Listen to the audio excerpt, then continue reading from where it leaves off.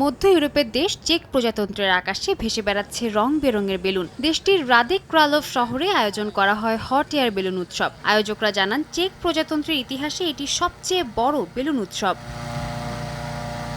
2019 সাল থেকে রোজকোস শহরে প্রতি বছর এই উৎসব পালন করা হয়। তবে এবার রাদেক ক্রালভ শহরটি 800 বছর পূর্তি উপলক্ষে উৎসবের আয়োজন করা হয়। এতে অংশ নিতে নেদারল্যান্ডস ও লিথুনিয়া থেকে এসেছেন অনেকে।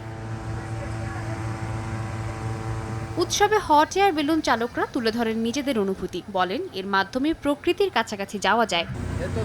বেলুন চালানো সত্যি দারুণ এক অভিজ্ঞতা, কারণ এর মাধ্যমে প্রকৃতির সঙ্গে সরাসরি সংযোগ ঘটে। এটি মনকে নতুন করে উজ্জীবিত করে এবং ভিন্নভাবে বিশ্রামের অনুভূতি দেয়। বেলুনে চড়ে শহরের চারপাশ দেখতে পেরে আনন্দিত অংশগ্রহণকারীরা হাত নাড়িয়ে আশপাশের মানুষের সাথে ভাগ করে নেন আনন্দের মুহূর্ত। সাদিয়া তাসনিম, সময় সংবাদ।